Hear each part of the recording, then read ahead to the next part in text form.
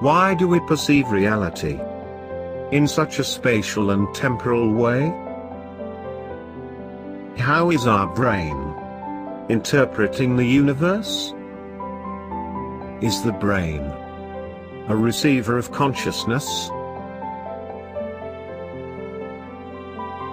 Or is consciousness a product of the brain? The all-pervading power, or the superconsciousness, is the one creating our human consciousness through the nervous system. The nervous system is the control center for the body.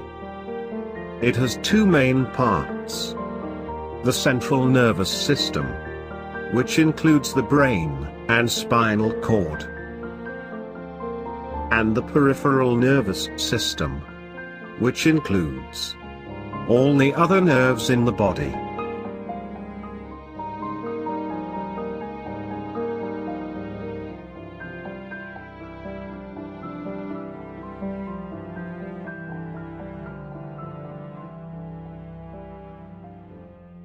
The nervous system works both under our control and on autopilot. Voluntary actions, like clapping hands, use the somatic nervous system. Involuntary actions, like heartbeat, are performed by the autonomic system.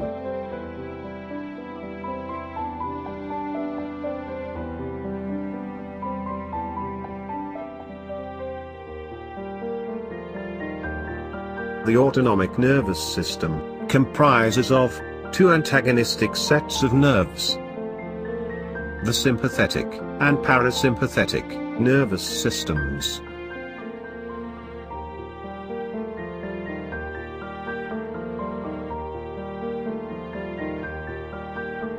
The sympathetic system controls the body during emergency situations, also called fight or flight reactions.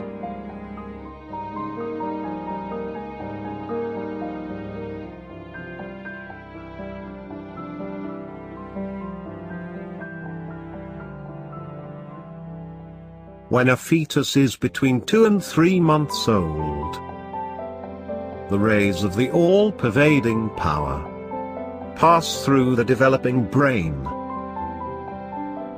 The human brain is shaped like a triangular pyramid, or prism-like. When these rays fall on a developing brain, they get refracted into 4 different channels. These channels correspond to the 4 aspects of the nervous system.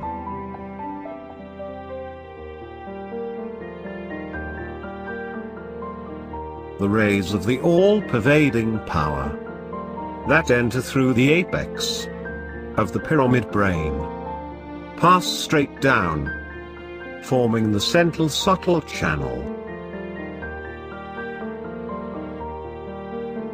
These rays settle down in 3½ coils in the sacrum bone as the kundalini, which is the residual consciousness of the divine within everyone.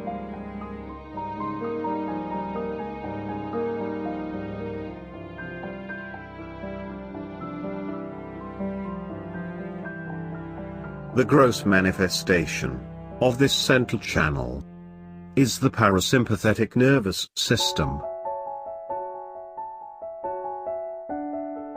The rays that fall on the sides of the prism refract into opposite sides, similar to the way light refracts through a prism. After refraction, the resultant ray splits into 2 components, according to the law of parallelogram of forces.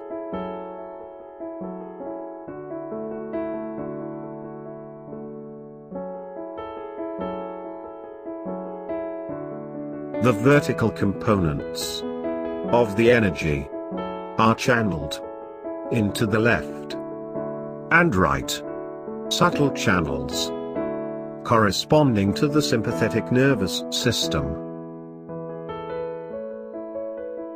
The remaining energy, the horizontal components, are projected outside, corresponding to the attention that goes to the outside world. It pushes its way out through the senses, dragging with it our attention to the past and to the future.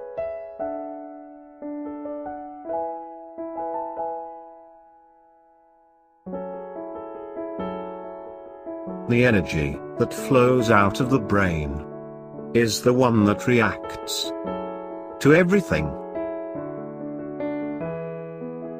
The reactions gathered outside are brought back as conditionings called superego, or as ego.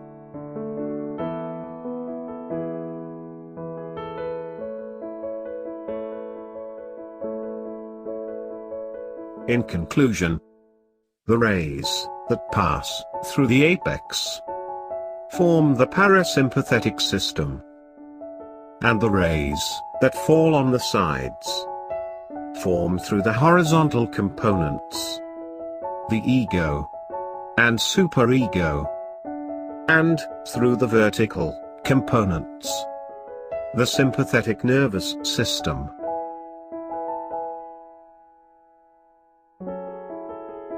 During childhood, the calcification of the fontanelle bone takes place.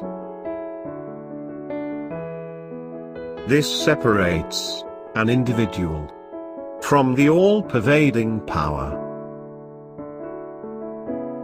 and develops a sense of individuality. This sense of separation is created for humans to use the left and right channels to develop a balance. The left channel is like a brake, and the right channel like the accelerator of a car. By learning how to use them properly, one develops a balance.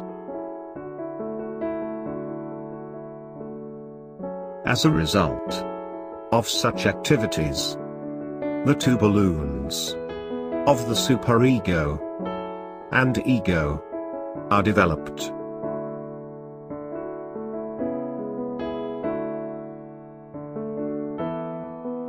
However, when there is an imbalance, this ballooning goes beyond limits.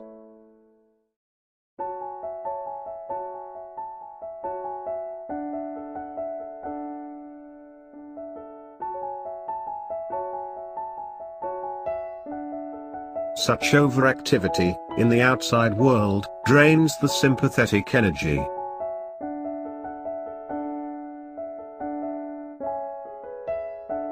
And, ultimately, leads to disease. When the Kundalini rises, she draws the attention inside. As a result, conditionings and ego decrease, and the sympathetic energy is replenished. The awakened Kundalini guides the human attention to the fontanelle bone. Here, the human attention becomes one with the all-pervading power.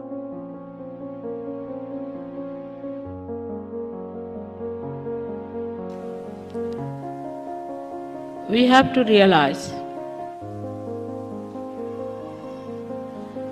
that we are now the part and parcel of that cosmic consciousness itself, the Brahma,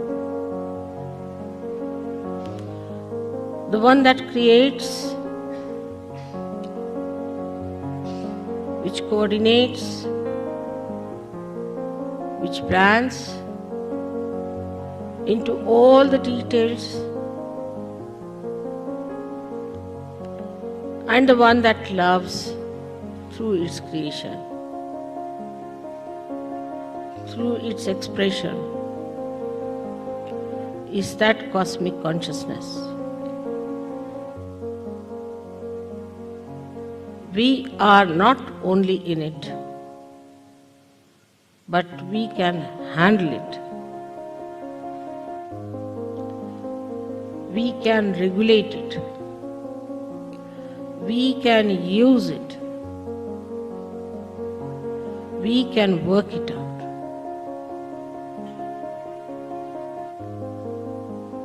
Albert Einstein also said, "A human being is a part of the whole, called by us universe, a part limited in time and space. He experiences himself, his thoughts and feelings, as something separated from the rest, a kind of optical delusion of his consciousness."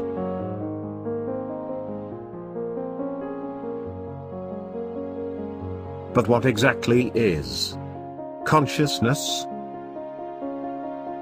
Consciousness is seen as the relationship between the brain and deeper truths, more fundamental than the physical world.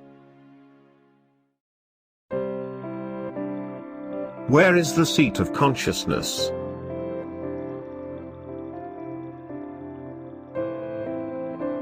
How can we solve this fundamental puzzle of our existence?